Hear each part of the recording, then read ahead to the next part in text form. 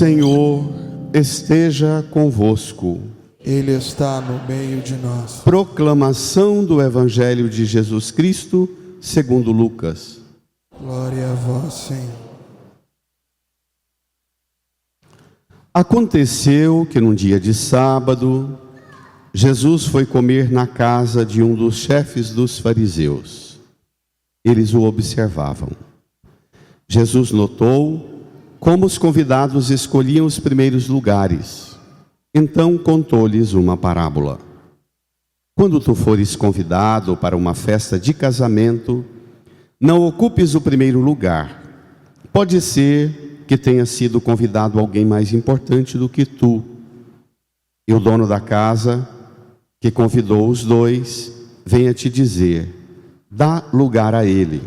Então tu ficarás envergonhado e irás ocupar o último lugar. Mas quando tu fores convidado, vai sentar-te no último lugar. Assim, quando chegar quem te convidou, te dirá: amigo, vem mais para cima. E isto vai ser uma honra para ti, diante de todos os convidados.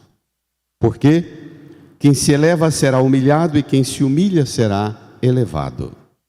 E disse também a quem o tinha convidado: quando tu deres um almoço ou um jantar, não convides teus amigos, nem teus irmãos, nem teus parentes, nem teus vizinhos ricos, pois estes poderiam também convidar-te, e isto já seria a tua recompensa.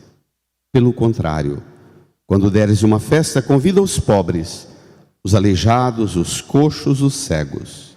Então tu serás feliz, porque eles não te podem retribuir. Tu receberás a recompensa na ressurreição dos justos. Palavra da salvação. Glória a vós, Senhor. Aleluia, aleluia. Aleluia, aleluia. Aleluia, aleluia, aleluia. Aleluia, aleluia, aleluia, aleluia. Nos recolhamos por um tempo em silêncio. Rezemos por um instante, pedindo ao Divino Espírito Santo o auxílio para que por ele alcancemos a compreensão desta palavra e sejamos transformados por ela.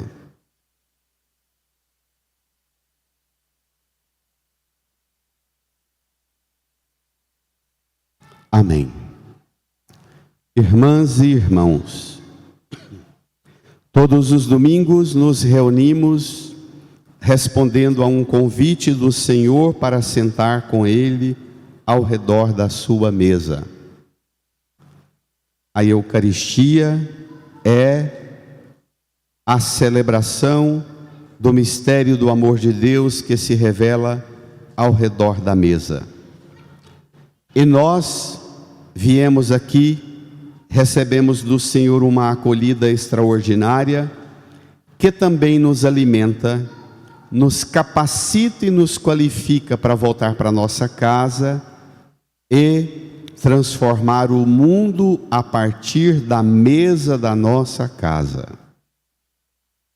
Assim, a mesa da nossa casa não é mais um lugar de convivência social, familiar somente, mas a mesa da nossa casa se torna um lugar teológico, quer dizer, um lugar onde Deus se manifesta. Mas não só, a mesa da nossa casa se torna também um lugar escatológico. O que a gente vive ao redor da mesa lá em casa deve prefigurar as coisas da realização do reino de Deus na plenitude que virá. É de alcance extraordinário.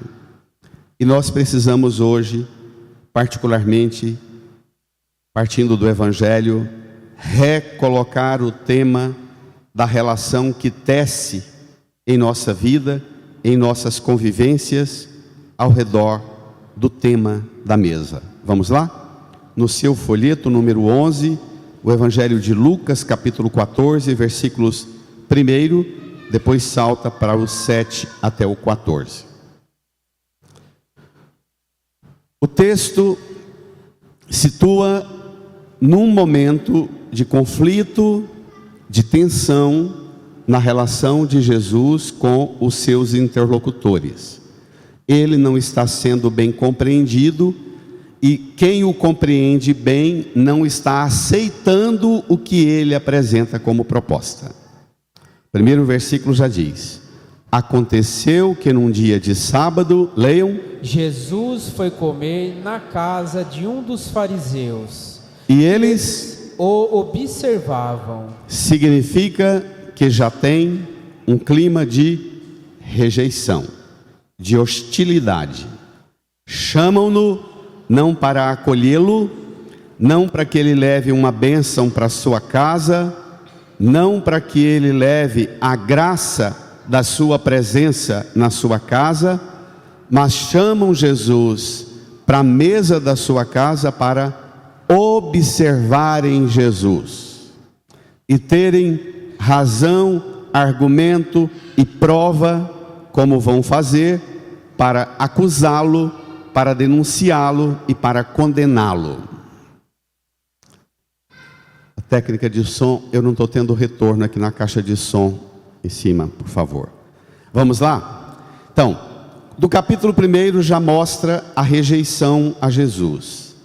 Quando Lucas fala de fariseus e mestres da lei, Lucas está dizendo que estes são os representantes autênticos do modo de pensar de Israel.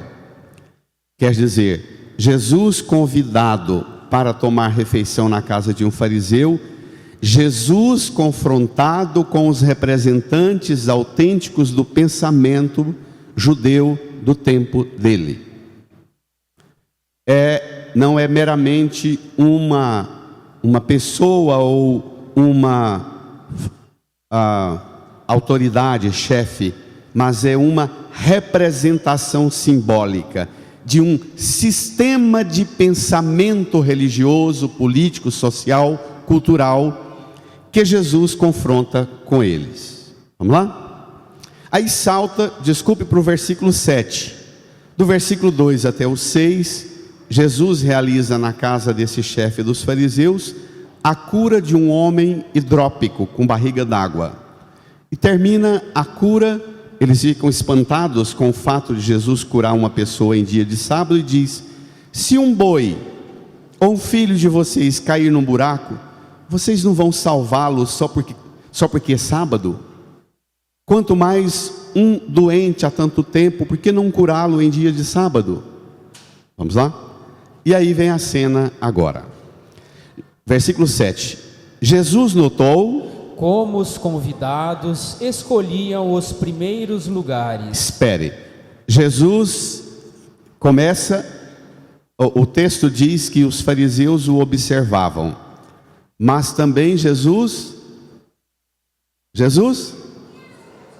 os observa, não, nos observa. Jesus nos observa, Jesus está de olho em nós, porque Ele tem todas as possibilidades reais para identificar em nós o que bloqueia em nós nossa comunhão uns com os outros ao redor da mesa, e Ele tem condições de ajudar-nos a superar tudo o que bloqueia nossa comunhão uns com os outros e com Deus. Ele nos observa. E observa como eles se comportam, escolhendo os primeiros lugares. Então contou-lhes uma parábola. O texto que vem não é propriamente o estilo de parábola, mas constitui um ensino, que diz assim, versículo 8: quando tu fores convidado para uma festa de casamento, vamos ler? Não ocupes o primeiro lugar. Pode ser que tenha sido convidado alguém mais importante do que tu, e o dono da casa que convidou os dois venha te dizer: dá o lugar a ele. Então tu ficarás envergonhado e irás ocupar o último lugar. Pronto. É uma polidez de não se fazer oferecido demais, correndo o risco de ser tratado de menos. Versículo 10. Mas quando tu fores convidado, vai sentar-te no último lugar. Assim, Quando chegar quem te convidou, te dirás: amigo, vem mais para cima. E isto vai ser uma honra para ti diante de todos os convidados. e termina concluindo, porque Quem se eleva será humilhado, e, quem se humilha será elevado. portanto, a questão central aqui é o da humildade, e não Jesus não está dando-nos uma recomendação de como devemos ter um comportamento de fachada, ir sentar no último lugar, mas ficar aguardando tic-toc, tic-tac, tic-tac, tic-tac, a hora exata em que triunfalmente eu serei convidado para o primeiro lugar. Aqui é bem mais do que uma encenação. Aqui é o cultivo despojado de uma pretensão, de uma presunção de primeiro lugar. Por quê? Porque nós vivemos a sociedade da convivência fútil. Nós, já no tempo de Jesus e também hoje, vivemos o tempo do confronto entre habilidade social, o status, a vaidade, as ilusões das compensações imediatas e o elemento da virtude cristã, da virtude da fé, a humildade. A humildade é mais importante que as preocupações e honrarias mundanas. A humildade, ela põe no coração nosso uma imediata experiência de ficar com aquilo que é essencial. Amigo, você me convidou para vir tomar refeição na sua casa. Independente de onde eu sento ou do que eu como, o ápice, o elemento mais importante para mim é o fato de ter sido lembrado e convidado por você. Ponto. Todos os dias, constantemente, eu recebo e acolho as pessoas partilhando a exaustão que está cada vez mais a gente decepcionando e diminuindo a convivência social, porque o relato dramático que todos, praticamente todos, reclamam e lamentam é que o mundo está perdendo o bom senso. As pessoas estão perdendo a arte, a habilidade. Saber ser acolhido é uma arte que a gente é educado para ela. E nós estamos perdendo isso nos pactos mais comuns de convivência.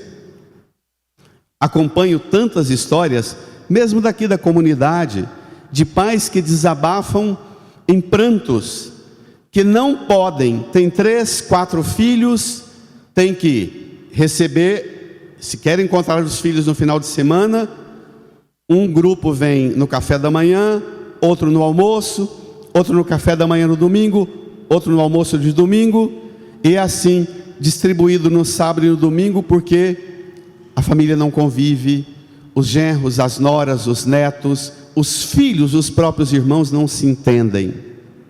Conviver virou e se tornou ocasião de explicitação de tensão e de confronto, em que optam por não compensa, não vamos reunir. E isso tem se multiplicado cada vez mais.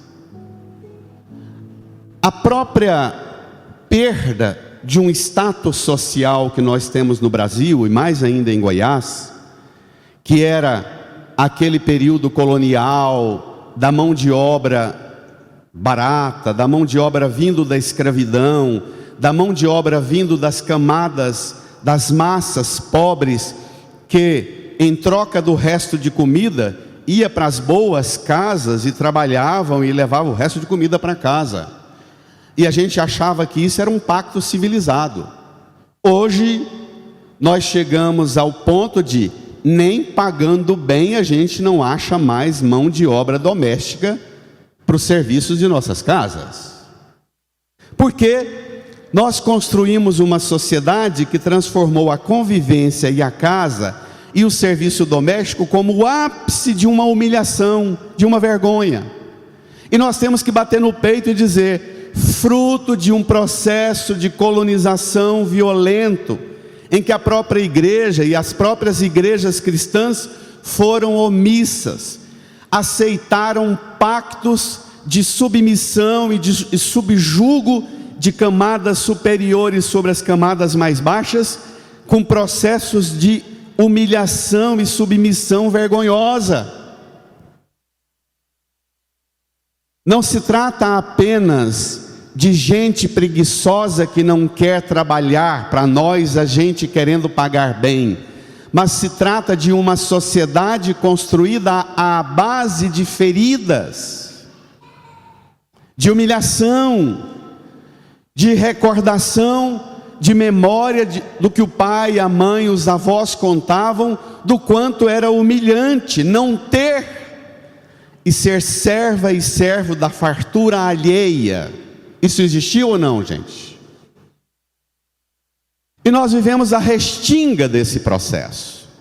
Então, hoje, nós precisamos ter uma visão mais elevada, mais qualificada, mais requintada na nossa formação cristã, e perceber que o problema hoje de pacto, de contrato social, mesmo pagando bem não tem mão de obra, porque tem ferida, tem compreensão machucada e ferida. Nós transformamos a mesa e a convivência, que deveria ser assim, o ápice da civilização. A gente trabalha, luta, cultiva a terra, ou produz nos centros urbanos as condições e os recursos, põe a mesa, compõe a mesa e senta ao redor, porque para a perspectiva bíblica e do povo judeu, e de praticamente todas as culturas e todos os povos, o sentar para comer os frutos da colheita ou da caça, é o ponto mais elevado da realização humana. E isso é tão importante do ponto de vista da fé, que a própria inauguração dos tempos messiânicos, o céu, o reino de Deus, no Antigo Testamento, é descrito pelos profetas. Isaías desenvolve uma longa teologia sobre o banquete escatológico, em que a entrada nossa no céu é a entrada para a participação de um grande banquete, de uma festa de refeição que durará eternamente, de comidas e bebidas e convivência gratuita, celebrando a comunhão entre nós e a comunhão com Deus.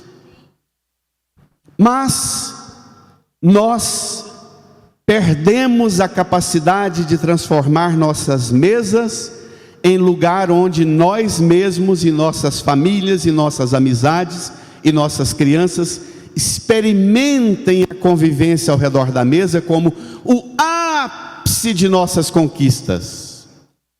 Se tornou pesado ter que cuidar da casa, limpar a casa, organizar a casa. A gente diz, vamos comer fora que deixa tudo limpo aqui. A gente diz, não, vamos nos encontrar em algum lugar, a gente come, cada um paga o seu e fica mais em conta. Até hoje, as famílias que eu conheço, convivendo com o Padre João norte-americano e com tantas pessoas ligadas à família dele, o povo do primeiro mundo, a classe média e mesmo a classe média alta do primeiro mundo, na Europa, que eu convivi mais, não tem esse negócio de uma boa refeição que dura 6 horas, 7 horas, da gente almoçando no sábado, no domingo, e é a família são os amigos que preparam, servem a mesa, limpam a mesa naturalmente. Não tem mão de obra barata que garanta e diminua o sacrifício da convivência, não. Nós estamos dizendo que não dá para ter mais convivência familiar, porque nós queremos uma convivência sem esforço, sem sujar a casa, sem bagunçar os armários, porque não temos mais a mão de obra barata do passado, e nem teremos, e se Deus quiser, nunca mais teremos mão de obra escrava e barata, mas teremos sempre mão de obra qualificada e paga na dignidade do que merece. Agora, isto quer dizer que nós temos que recuperar em nossa casa, na mesa da nossa casa, um lugar de convivência e dignidade gratuita, onde nós mesmos tenhamos a alegria de convidar e tenhamos a alegria de ser convidados para passar uma parte do dia numa refeição com alguém que nos convida. Vou falar umas coisas, umas notas doídas aqui para mim. Pais, mães, especialmente avós, que vê as filhas, os filhos, as noras virem para o almoço no domingo e já vem com uma lancheira do filho, porque o filho não come nada daquilo que se faz na casa dos outros. O filho é mimado e super protegido num capricho tão desordenado por parte do pai, da mãe e da família, que ele não sabe conviver. Tem que cada um dos filhos e dos netos trazer sua lancheira e sua comida, porque não sabe sentar à mesa e repartir o que está e é para todo mundo. Isso existe? Está muito chato conviver com famílias que têm crianças, por causa do capricho vicioso.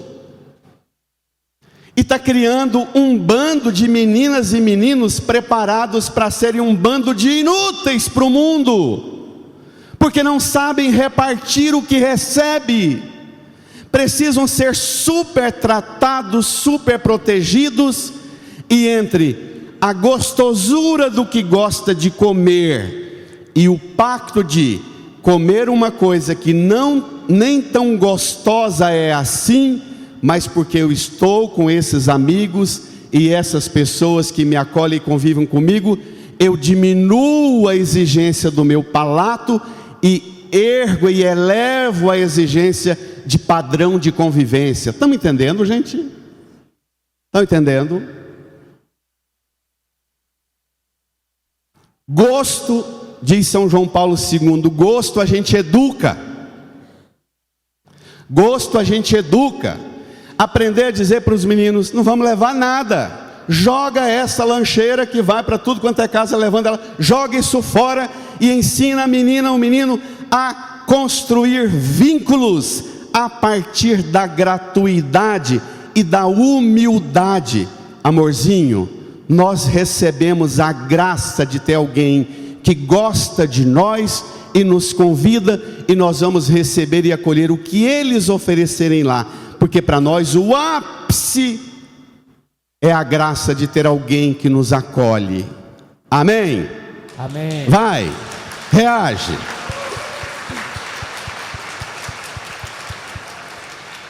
Dita a bronca para os convidados, delicadezas, delicadeza de convidado, perguntar: será que eu sou um peso quando eu sou convidado? Será que eu acolho com generosidade o dom precioso de ser convidado e me ponho à altura do dom precioso? Ou além de ser convidado, eu quero os primeiros lugares, os maiores elogios, as maiores honrarias, as comidas que eu só como do jeito e no padrão do que eu como.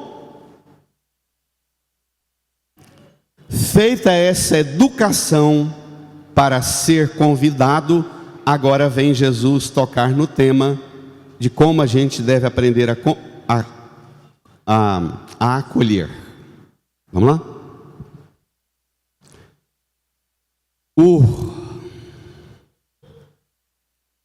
A arte de convidar e de saber acolher. Versículo 12. E disse também a quem o tinha convidado: quando tu deres um almoço ou uma janta, não convides teus amigos, nem teus irmãos, nem teus parentes, nem teus vizinhos ricos, pois estes poderiam também convidar-te, e isto já seria a tua recompensa. Critério fundamental para convidar alguém: não parta do critério vou convidar porque quero receber recompensa. Não convides amigo, irmão, parente, vizinho. Não é porque não pode convidar amigo, irmão, parente, vizinho. O que Jesus está criticando aqui é o critério do querer ser recompensado pelo que faz. O problema é a teologia ou a doutrina da recompensa, da retribuição. Versículo 13. Pelo contrário, quando deres uma festa, convida os pobres, os aleijados, os coxos, os cegos. Então tu serás feliz, porque eles não te podem retribuir. O critério é: eu te chamei aqui porque você não me pode retribuir. Tu receberás a recompensa na ressurreição dos justos. Irmãs e irmãos, algumas notas. Olhe para a cruz. Quando Jesus fala, convida, não convides irmãos, irmãs, parentes, amigos, vizinhos ricos. Ele mesmo não convidou esses para serem discípulos dele. Ele não saiu chamando parente para segui-lo. Ele saiu pelo mundo e chamou a gente mais desconhecida dos pescadores da Galileia, porque não era para dar retribuição pelo que ele recebeu. O critério de chamar alguém para uma refeição, almoço ou janta, que não te pode retribuir, inaugura o elemento fundamental da ética cristã. É apelo à generosidade, ao desprendimento.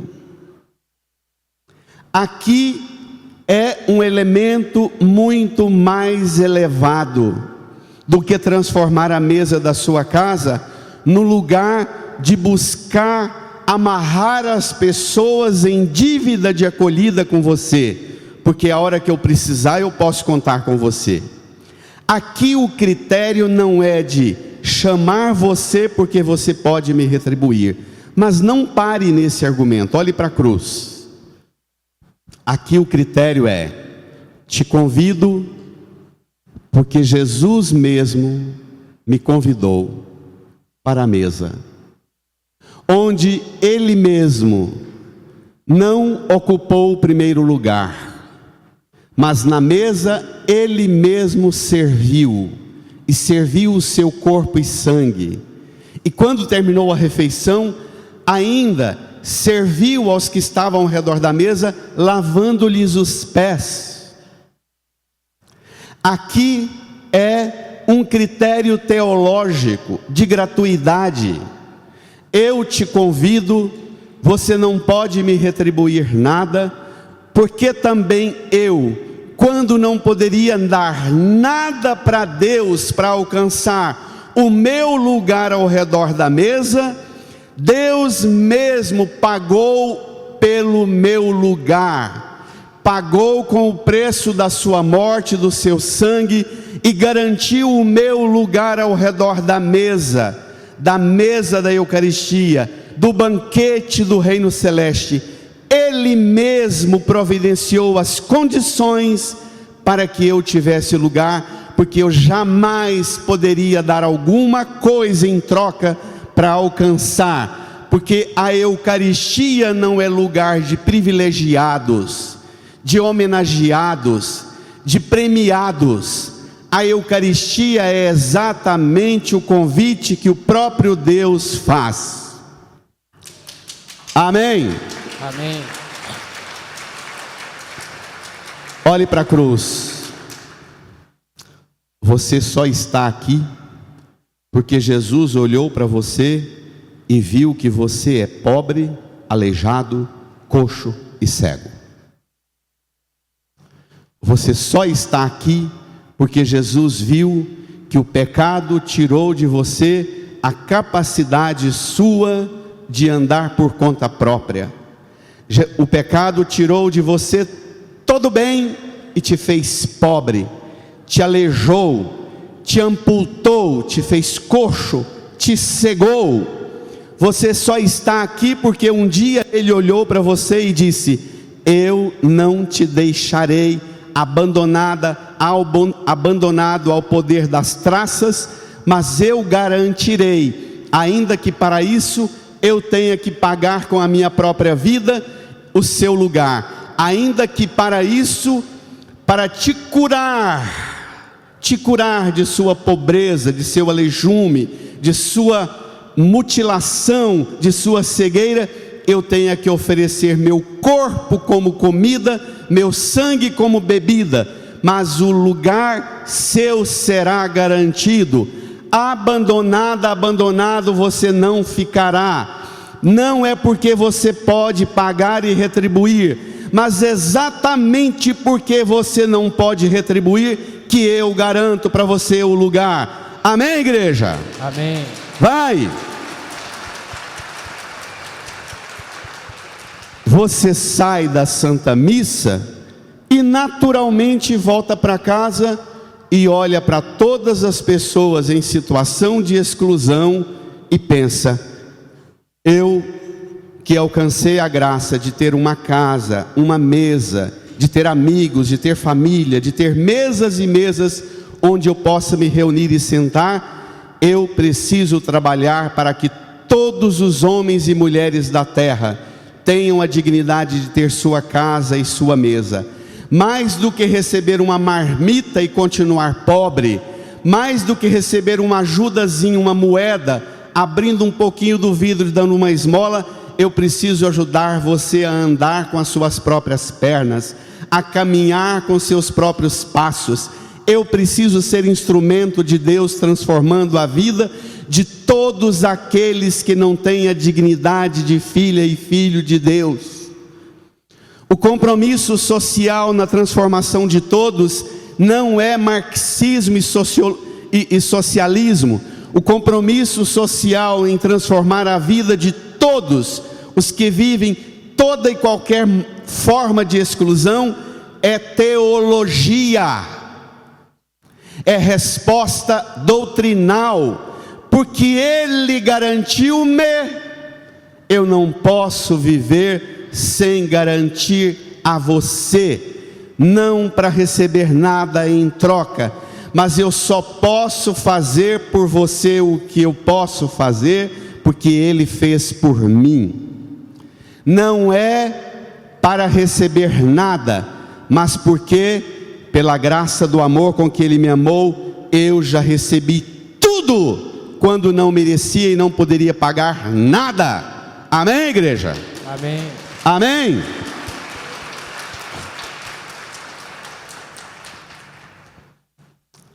O Papa Francisco chamava isso de amizade social. É um conceito teológico muito interessante para ser aprofundado. A amizade social. A justiça não é honraria social. Justiça não é premiar acertos. A justiça de Jesus e da cruz é a justiça da gratuidade. Olhe para a cruz. A lei da gratuidade é superior à lei da reciprocidade. A lei da gratuidade de Deus para conosco é superior à lei da meritocracia. A lei da generosidade é superior ao critério do contrato comercial. Você me ajuda e eu te ajudo. Um lava a mão do outro. Descer voluntariamente ao encontro de quem não pode te retribuir, não é para você um peso para salvar a alma. Descer voluntariamente ao encontro de quem não te pode retribuir, é o fim da doutrina da retribuição, da teologia comum do Antigo Testamento, é o fim da teologia da prosperidade, do dízimo e da oferta, do Edir Macedo e do Malafaia, é o fim da doutrina espírita, faz caridade para o outro para você encarnar evoluído na próxima encarnação. A doutrina da cruz e da gratuidade do amor de Deus é fazer o bem, não para receber nada, mas porque de Jesus você já recebeu tudo, e a partir de Jesus você foi tratada, você foi tratado de tal modo, com tanto amor, com tanta graça, sem merecer, que a partir de Jesus você não pode fazer outra coisa senão o bem. Você não precisa fazer para ganhar nada, porque dele você já recebeu tudo. Reage, igreja, reage. Esta é a teologia da mesa, esta é a teologia da comunhão ao redor da mesa. Hoje é dia de você voltar para sua casa dizendo ao Senhor: obrigado, porque o Senhor me tratou quando eu nunca poderia retribuir nada, quando eu tinha perdido tudo, era pobre, aleijado, coxo e cego, e porque o Senhor deu-me a graça de ter um lugar à mesa, na minha casa, nas minhas amizades, na minha família, na Eucaristia e até no céu, eu serei instrumento do Senhor para superar esta sociedade de exclusão de tantas pessoas. Está claro? Trabalhar por um mundo justo e fraterno não é ideologia, é ética do bem, porque o bem maior eu já recebi e não posso fazer outra coisa senão o bem. No Salmo, nós cantamos tão bonito esse Salmo 67, com carinho preparastes uma mesa para o pobre, dos órfãos ele é pai, das viúvas protetor, é abrigo aos deserdados, liberta o prisioneiro, sacia com fartura, faz derramar a chuva lá do alto e faz a terra transbordar de colheita e ter fartura e bem para todos. É porque Ele nos deu, Ele nos é fonte de amor, que nós podemos ser amor. Aqui nós estragamos nossas crianças dizendo: faz o que o Papai do Céu quer, que o Papai do Céu vai te abençoar e vai te retribuir. Isso é pouco, minha gente. Essa doutrina da permuta, do retorno, da retribuição, da onda, você manda e o trem volta, você faz o bem e o bem vem. Não, ainda que nunca receba bem de quem e para quem eu estou fazendo o bem, ainda que ninguém nunca reconheça o bem que eu fiz, eu não posso fazer outra coisa, porque eu já recebi um bem e não posso dar outra coisa senão o bem ainda que ninguém nunca reconheça. Está claro, minha gente? Isso aqui é purificação da mente.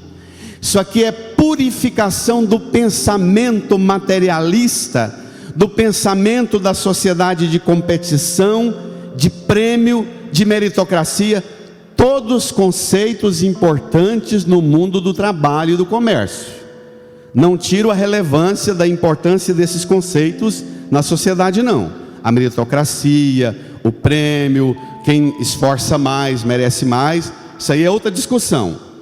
Aqui a questão é que você não é regido na sua relação fundante de cultivar vínculo com os outros a partir da regra do comércio. Esse é o fundamento. Assim, Jesus mesmo, na cruz, ele se fez pobre, aleijado, coxo e cego. Ele não só enxergou-nos, mas ele se fez um igual a nós, um amaldiçoado e condenado e pregado na cruz, para arrancar-nos da condenação e do lugar de abandono em que estávamos. A arte de acolher e a arte de ser acolhido, porque Ele mesmo é o mestre da acolhida, é o mestre da acolhida, é o mestre que aceita ser acolhido no coração pobre, fraco, cheio de debilidade e pecado como o meu e o seu coração. Ele é mestre perfeito que sabe ser acolhido e Ele sabe acolher.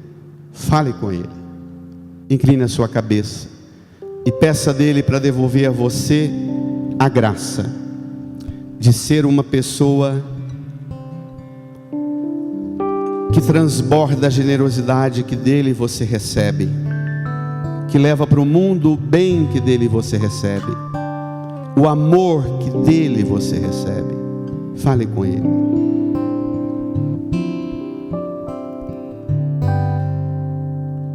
Conheço um coração tão manso, humilde e sereno, que louva o Pai por revelar seu nome aos pequenos, que tem o dom de amar, que sabe perdoar, que deu a vida para nos salvar. Jesus, manda teu Espírito para transformar meu coração.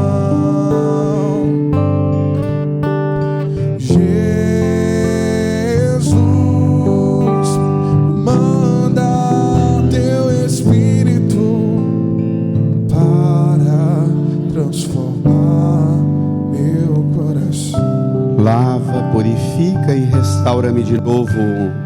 Lava, purifica e restaura-me. Serás o nosso Deus, serás o nosso Deus, e nós seremos o teu povo. Seremos o teu povo. Derrama sobre nós a água do amor, o Espírito de Deus, nosso Senhor. Vamos cantar. Jesus, Jesus, manda teu Espírito para transformar meu coração. de pé, erguendo as mãos, canta. Jesus, manda teu Espírito para Transformar. Estenda sua mão aqui para a cruz. Reze comigo, Senhor Jesus. Obrigado, porque o Senhor me enxergou e veio ao meu encontro quando eu nunca poderia retribuir nada para alcançar tudo que do Senhor recebi. Obrigado, Jesus, por vir ao nosso encontro, por vir ao meu encontro e arrumar para mim um lugar digno ao redor da sua mesa, da mesa da minha casa, da minha família, das minhas amizades. Obrigado por esses lugares que eu tenho a graça de receber de Deus e das minhas amizades e da minha família. Jesus, por tudo que do Senhor recebi e recebo e receberei na vida eterna, eu hoje renovo minha aliança, o meu pacto, e te peço, faz de mim um instrumento de comunhão, de gratuidade, de generosidade com todas as pessoas, especialmente os mais abandonados, que nunca podem retribuir. Faz de mim um instrumento de comunhão, de compaixão e de transformação, como o Senhor transformou a minha vida. Que eu ajude a transformar o mundo, a transformar a minha casa, a mesa da minha casa. Põe a mão no seu coração, incline a sua cabeça e agradeça a Jesus a bênção, o dom do seu lugar ao redor desta mesa da Eucaristia, ao redor da mesa na sua casa, nos vínculos de amizade, de comunhão que você tem.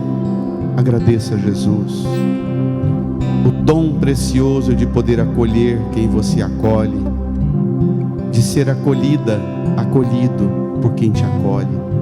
Agradeça a Jesus, louve a Jesus por quem te ensina o dom precioso da acolhida. Obrigado, Senhor. Obrigado, obrigado, meu Deus. Amém, Senhor. Amém, igreja. Dirija quem está do seu lado e dê um abraço de acolhida, desejando a paz do Senhor. Saudai-vos.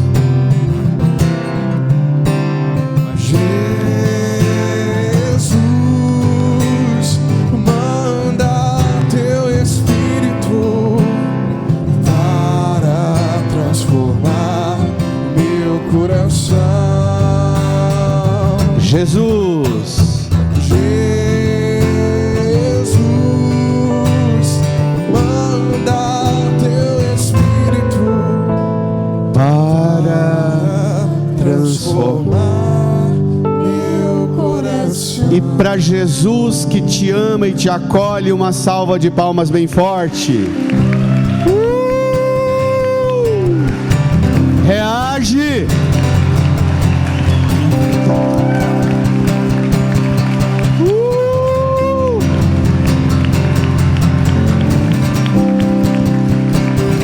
Amém. Com toda firmeza professe: